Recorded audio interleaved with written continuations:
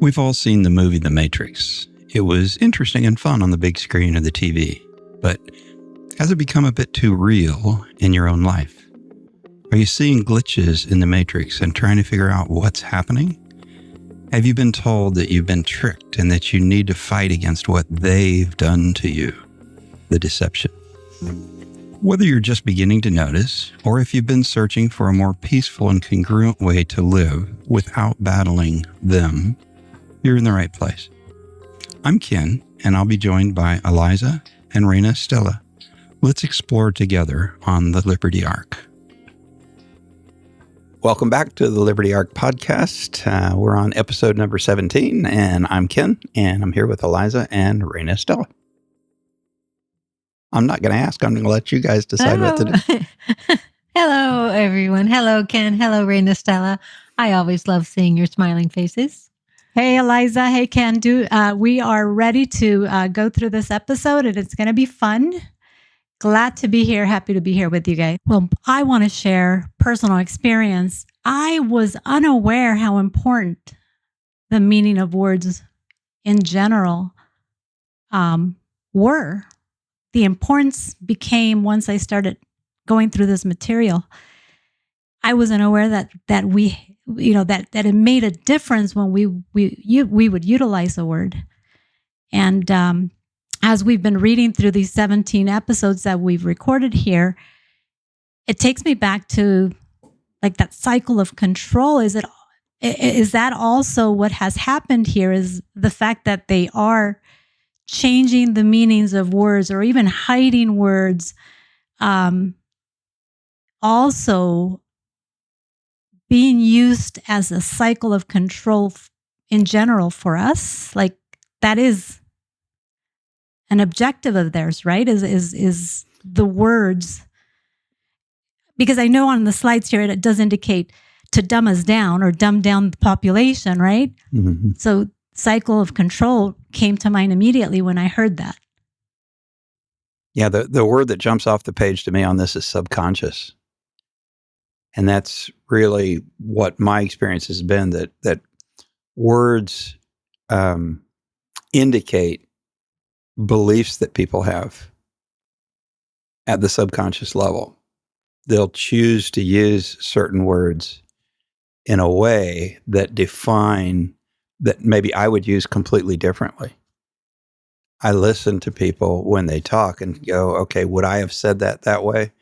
Or what must be going on inside there to have had that word come out when it hits me as that's a strange way to say that. And I think we get programmed on the subconscious level in many, many ways, utilizing words. And then we always, we're hearing that there is another language using all of the same words that we use in our common language, our common speak that we know as legalese. Mm-hmm. And I used to think that was just kind of a slang term. It's actually a real dictionary. It's a real language that the legal profession uses with its own set of definitions. And if we are dealing in that legal realm, if we have to contact into it, that we have to be very aware exactly what those terms mean.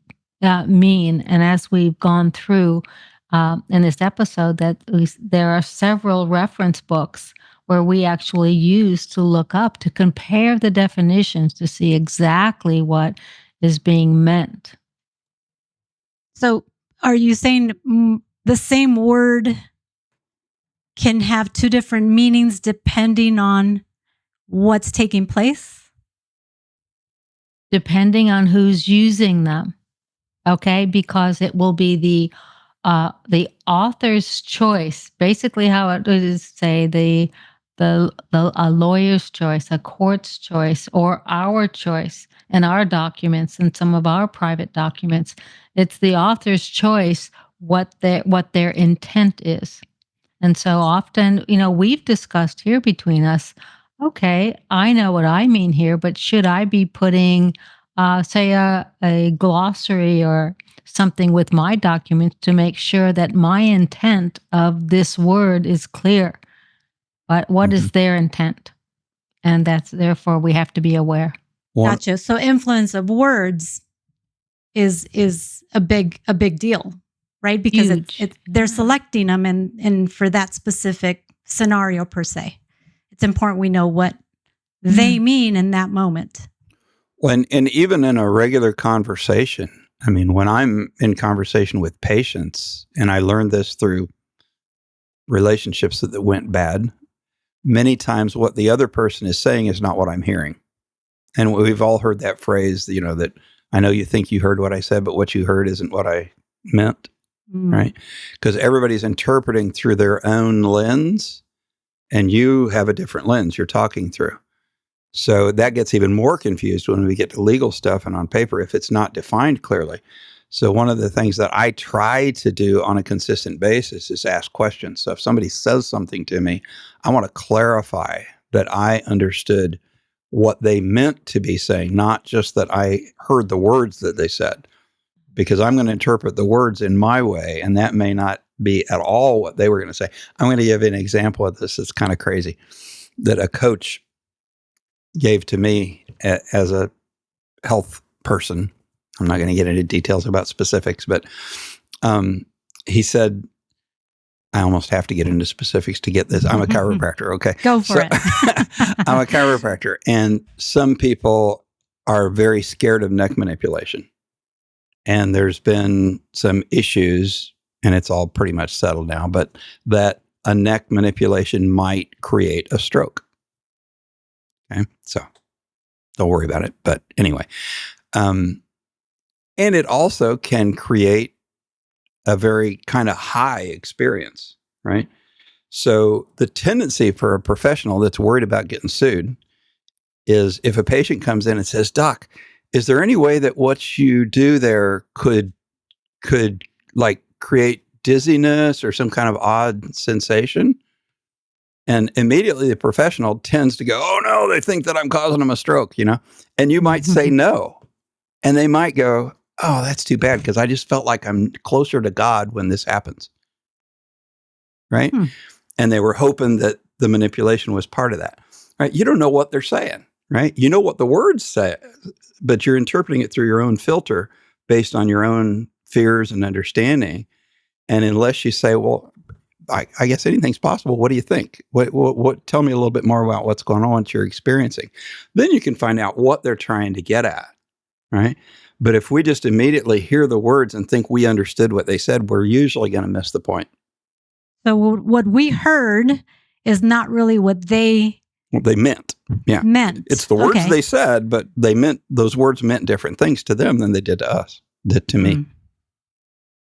I almost feel like you mentioned attorneys, you mentioned legalese. Is when you receive a document, a legal document, it's almost like you need to pull up the references that we mentioned on these slides and identify every word and make sure you fully understand what it means. But I want to clarify that though, myself, when you do identify them, how do we know that is the meaning they're using? How?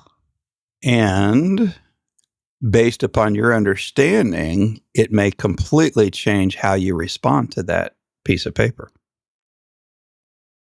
Correct. And both of those could be effective and proper, but one may benefit you and one may not benefit you. So to my question is, how would we? Is there something else that we would choose the one that benefits you? For sure. And that's what I'll do. But again, just to clarify, is there a way to?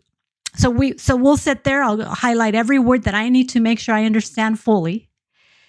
But is there a way to take it a step higher and make sure that that's what I have off of the books that we're referencing, but that was written by an attorney. How do I know that those are the meanings they're using? The only way you could do that, in my view, is if they have a glossary included in that. If they have defined what they're using the words to mean, then you have to go by that definition.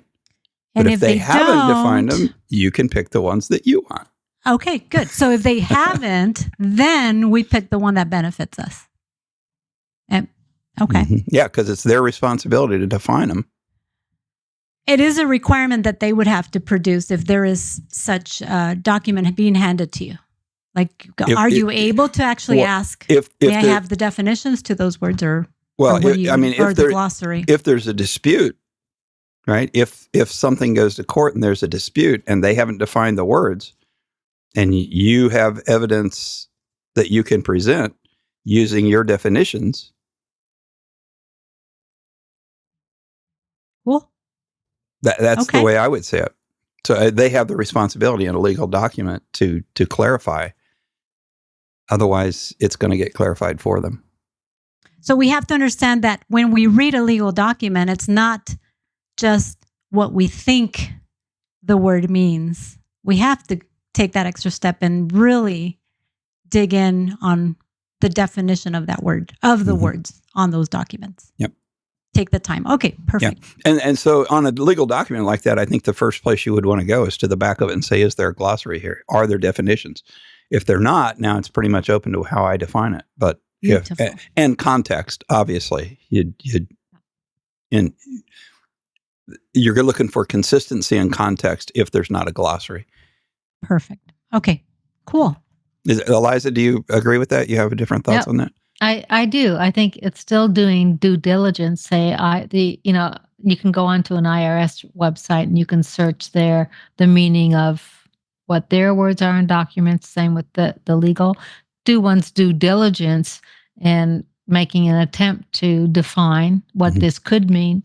But then, if they haven't been specific, then that's very fair. Because on the flip side, if we were to send something, then it would say to whatever party, they would have the choice to interpret it from their side unless we have properly defined, which isn't a bad idea. Yeah. If we're sending documents that could in any way be interpreted to something other than our intent.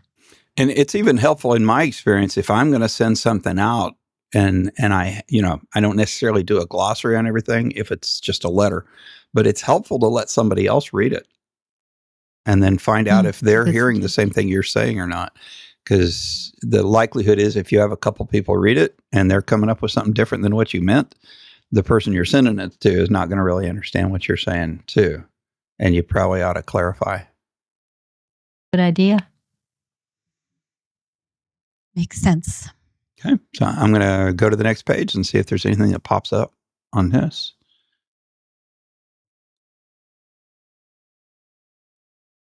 I think we talked about this and how that the intention behind the word greatly impacts our comprehension. Yeah. So, intention is a huge intent. word.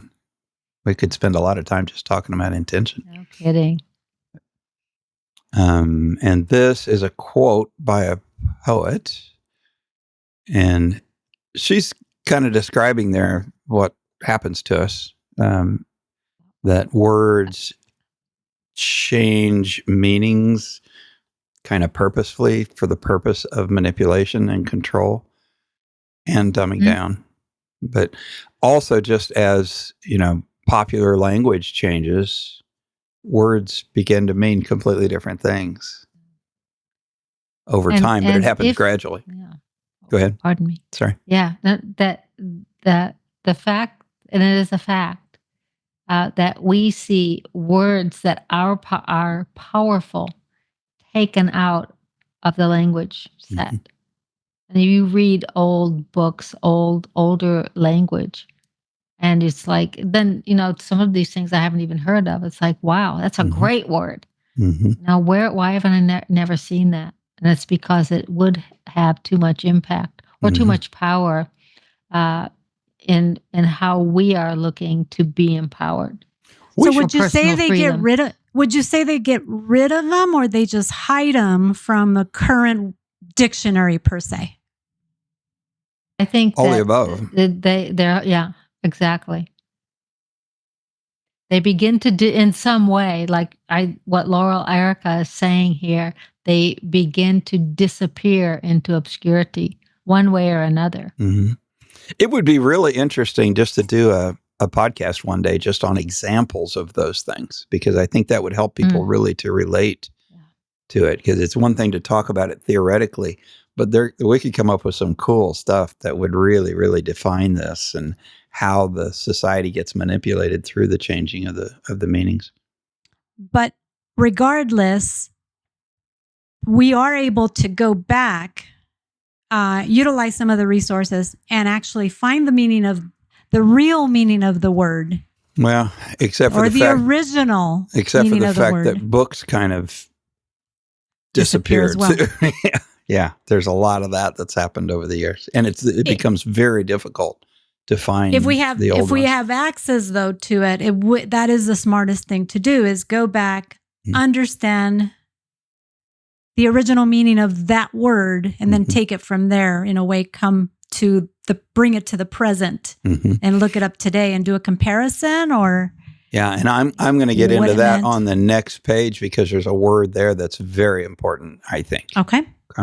And if I could just make one final comment on it, is if you hit a word on anything that you don't recognize, even though the context of the phrase may be clear, look the word up. I do. Just because it's like 2 seconds on the phone, it's like I get 10 examples. And then read through the little list of definitions, and you'll find the one that is intended, that you can tell is intended. Some of these words, like, oh, I never even heard of that. But it'll be like really cool and powerful. But I can see that these are disappearing. And when you say look them up, just thought.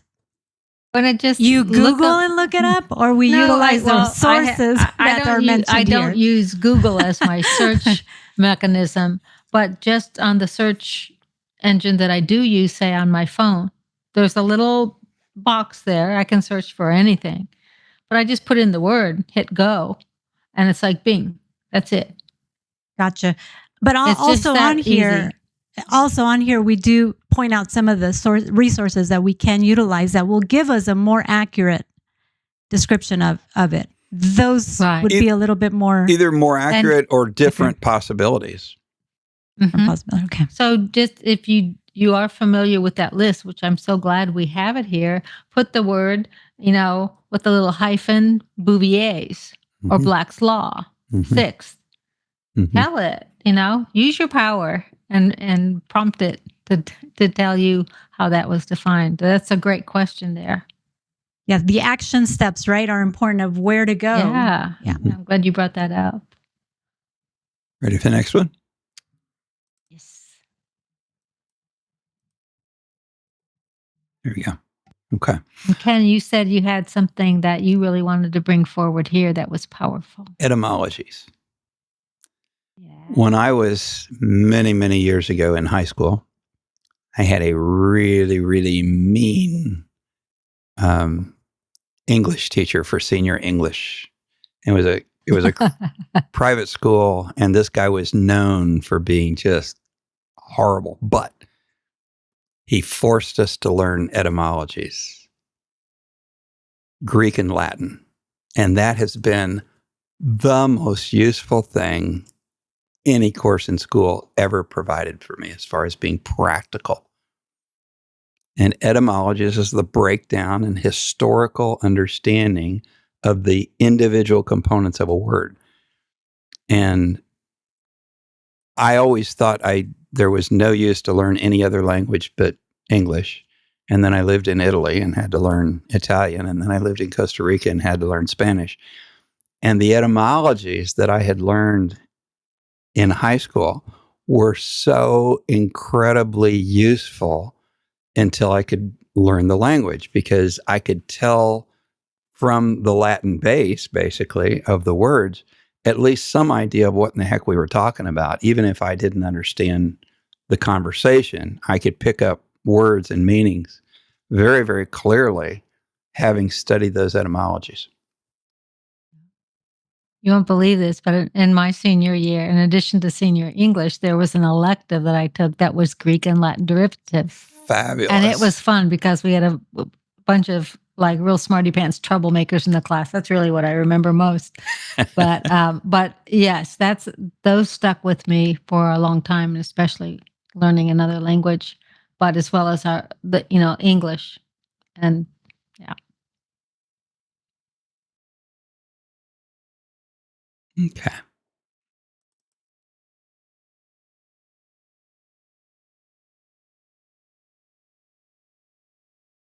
I'll tell you one thing with that,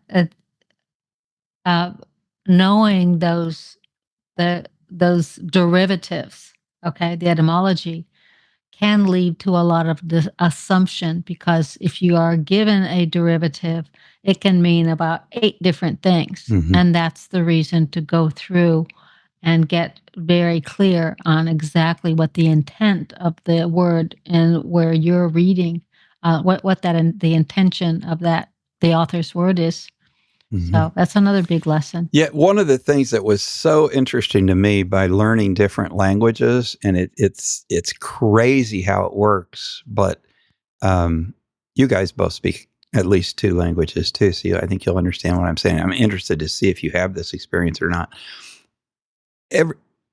My experience is that each language, there'll be like a phrase that means something very important, very clear, and you can convey a thought very clearly with that phrase in that language, and you just can't come up with a way of saying it in the other language. And so many times it'll just pop out of me in either Spanish or Italian when I'm talking along in English, because I just can't think of how to say this thing in English, but the Italian or Spanish phrase just conveys exactly what I want to say. And nobody understands what in the world I'm saying, but I do. That's all that counts. I'm surprised but I get that. I'm surprised that the Spanish one pops up, because that's a very difficult language per se. Well, it's very similar to Italian. They're very similar in the way they're put together and so forth, because they're both Romance languages. Gotcha. What stands out on this slide here is really, when you read it, it's to confuse us, right? Because what is truly being conveyed to us when presented with all the endless legal acts, codes, statutes, decrees, and declarations, right? It's just like a bunch of stuff being thrown at us. It's just another way to cause confusion, and it's not clear. It's not transparent. And it definitely affects us. And right? most people's eyes just roll back in their head when they read a statute. Yeah. Exactly. When the first time I started it, it's like, and still it can get so deep. But looking at words on all levels of consciousness, there's what the brain is seeing as far as what they mean, and it's the feeling invoked in us. It's what is the spirit of what they're saying? Am I being steered or manipulated by this word versus what I generally have thought this would say? There are these levels of consciousness, and I mean, not trying to overcomplicate anyone's experience when they're getting into reading and seeing words, but we have to be aware that words impact. We can't take words back once said, neither can they, but we have to be aware. And I want to ask you something. Again, this is just me trying to understand and educate myself as we go here. When all with the purpose of understanding, the word understanding, would this be a section or a spot where we can change that understanding into one of the other suggestions at the end of the slides here that we read through? In other words, all with the purpose of understand, or all with the purpose of substance. Like, is that does that fall into place here, or am I not clear on how the authors wanted us to take that word and utilize it as we go? I think in their using, and the word that comes to me is comprehension. That's my word That's too. a good, yeah. So that's what I generally say because it encompasses Capiche? the levels of consciousness. Gotcha. Yeah, there you go. There you go. Gotcha. Entiendes? Yeah. Perfect. So not all times during our conversations here will it be in the other suggestions. But Yeah, no, and the folks will understand this more when we go through the further down. That word understand has a lot of stuff around it that we'll talk about here in a little bit. But I think common language, the word understand is used by most people. Yeah, we'll get deeper into the word understand and define things a little bit. But within the community of people that study the law and are constitutionalists and so forth, a lot of times you'll hear people like in court, if the judge says, "Do you understand something?" they don't like the word understand. So that'll be defined a little bit later in our conversation here tonight. Perfect. Okay. All right. So this is just defining the areas where we're pulling most of the definitions for these words. These are pretty standard law dictionaries and so forth. So the different ways of looking at the words through the different law dictionaries. And would you say also, Ken and Eliza, that it would be a good idea when we are looking up a word, since we have the list of the resources, would it be a good idea to look at least two of them and get the definition, let's say, for example, from Black's Law and Bouvier's? Like, should we, would that be a good idea or a good practice to implement as we are learning the meanings of the words? Yeah, I think it's helpful to see the different angles, because you're going to see, I mean, they're not just pure. It's not just everybody understands this to be this. You're going to see different directions, and it gives you different options as you're learning. Especially if there's not a glossary that defines things for you, you want to look at it from several different directions and choose which is going to be most beneficial to you. Perfect. What do you think, Eliza? Yep, I agree. I do that even in the common parlance, as they say, when I look up a word, because it's spit out to me, so easily, say on my phone or whatever, that there'll be not only 4 or 5 definitions, but 4 or 5 sources, and they'll be very different. Mm-hmm. And so you have a feeling of the intent, but now we have, and just as quickly and easily, we can access these sources. We don't have to own the book these days. Yeah. Gotcha. So I would even, why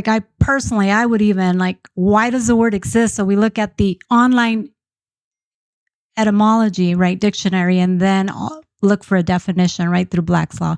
Again, I think it would be a lot more beneficial to go that route as we're starting to learn the meanings of the word. And when you get some extra time, you just don't know what to do with. What's fun also is to take a definition and then look up the words in the definition. So look up the definitions of the words in the definition. Oh. And you can just follow them through, because in every definition, you're going to see words in there that could be interpreted a bunch of different ways. So many times we just read through it. We think we understood what that definition just told us, but there's some words in there that we didn't really understand that had different options too. So there's no end to what you can do if you just have a bunch of extra time. That's a great idea. That's a good point. Yes.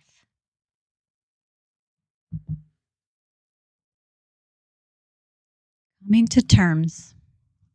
So this is just kind of a play on the words, coming to terms. We refer to as coming to terms with some situation, and it's usually some not great situation. But how we're going to utilize it here for the most part is getting to the terms and the words and understanding them is how I perceive it. I like that double entendre, that dual meaning there. Yeah. But in fact, I smile every time I hear it in relation to our journey here into the meaning and impact of words. So that's kind of fun.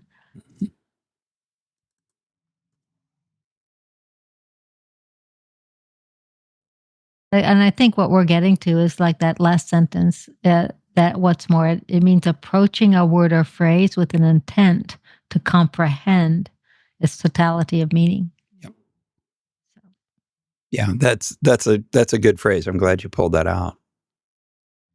Because I think many times we just think there's a simplistic meaning, and it could be much bigger, and the intention under it could convey something that we miss if we don't try to really pay attention and expand it. Okay, so now we're to the understand word here. And the truther law movements, and people reading or listening to us may or may not understand what that means.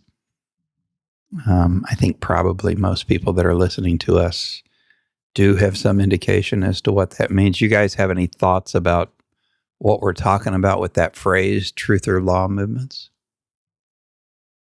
Sometimes I think the term is used, in a derogatory sense. But if we're looking at it, say, from a positive sense, for those who are looking to find the truth behind what is going on, like a personal freedom, are we being manipulated? What are the pathways to then operate in a way that is not manipulated? That is how I get and would want to look at the truth or law movements. Mm-hmm. Okay. And that's where there are some that will get more adamant than others about this word understand, because it has been in the strict legal venues has been abused on us for there. And we have learned that in those senses we have to be careful.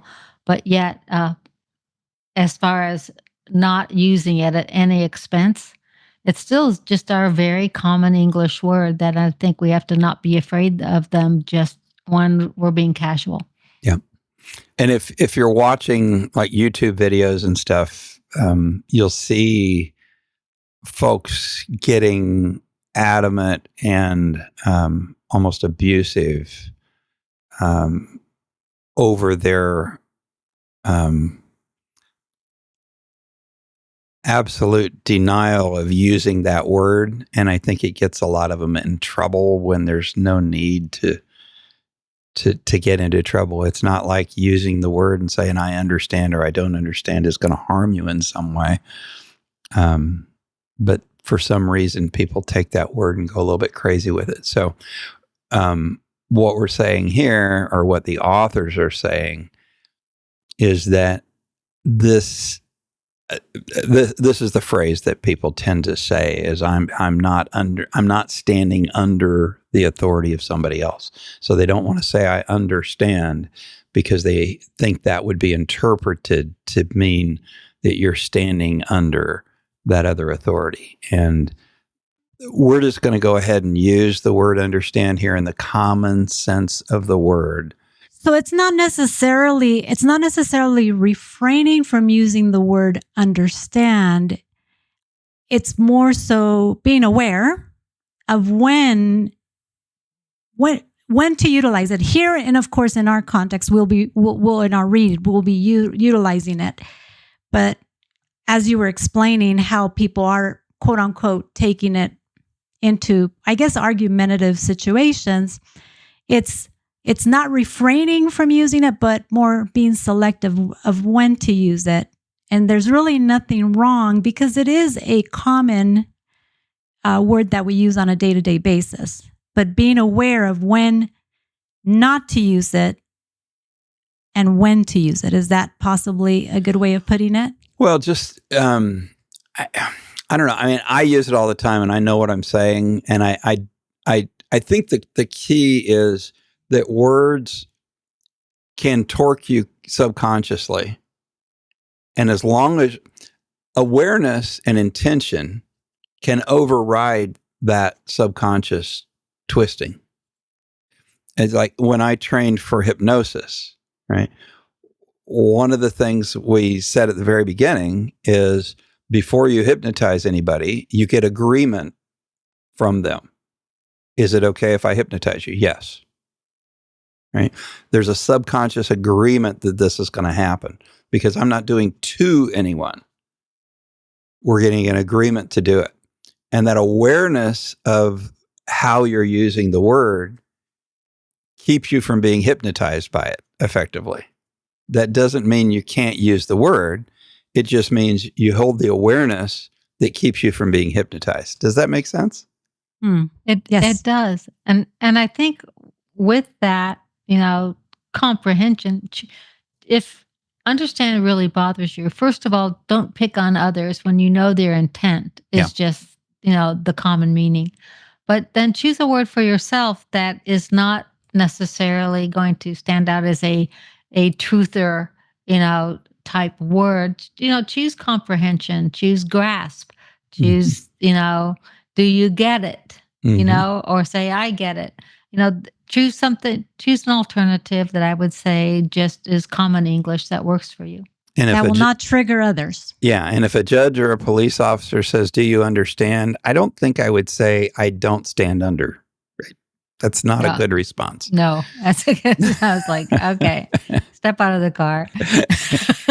Exactly. May I ask, would it be proper to say, I understand the words you're saying, but I don't think they apply to me, or something to the effect of that? Or is that still being a little too aggressive and argumentative? Well, I think it depends on the situation.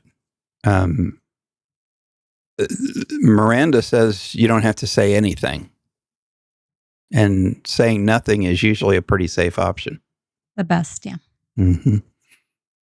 And Gotcha. if, as we go through this process and begin to understand things better, there I go with that word, understand, comprehend better what we're after, we'll find that if you just don't put yourself in a situation where you get asked that question, that's probably better. And there are ways to do that. And it falls in that category of coming to terms, right? Because that word does trigger a lot of people. Mm-hmm. More so authority, people in authority positions are triggered easily, or coming from authority to an individual. Yep. It's a trigger word. It is. Yeah, so we have to be careful there. Yeah, just be aware of it, and don't anger someone over resistance to using the word. Let's put it that way. Gotcha. And this is just saying that here in this book, we understand, we comprehend how some people might have a problem with the word, and we hope that you're okay if we go ahead and use the word here just because of its common language. But they're giving us another way of considering it using breakdowns of the word. And we're saying, if you have a problem with it, just think of it as under being sub and stand replaced with stance. So when we use understand in this body of work, we're referring to a solid foundation or substance on which one's knowledge can be built. And that may let people get a little more comfortable and not be perturbed with us if we utilize the word understand in our conversation and reading here. So our intention is not to put you under anything, but just to be able to comprehend the words and speak smoothly in a way that most people speak, basically. That makes total sense. So have some fun, relax, believe and say, even with this wonderful book and the beauty of the purpose there, and enjoy what's being written and presented. And that's what we've done here. Mm-hmm. So we're having fun. Having fun and learning a ton. Yep. There you go. I like that. So we'll go into a whole bunch of words on the next episode, but this is just kind of the foundation of the importance of words. And then we'll get into some of those fun law dictionaries and so forth and define some words just to get some practice and some comprehension. See, I just want to use that word a lot, John. But that's okay. It is. I agree. Any other thoughts before we close down for today? No, I just appreciate this information on definitely making sure we're very clear how important the meaning of words are as we continue here. So thank you. And as we go through law stuff, I mean, law stuff is all words, right? Law is all words written down on paper. So sure is. They are important. It's been nice just to have a nice discussion about this. And be at peace. Mm-hmm. And to realize, even when it comes to words, that there are choices and meanings, but and it all regards intent, and we can be fighting or we can be at peace, mm-hmm. and then you can enjoy the process. So that's what we're doing. Yep. Intention is such a huge word.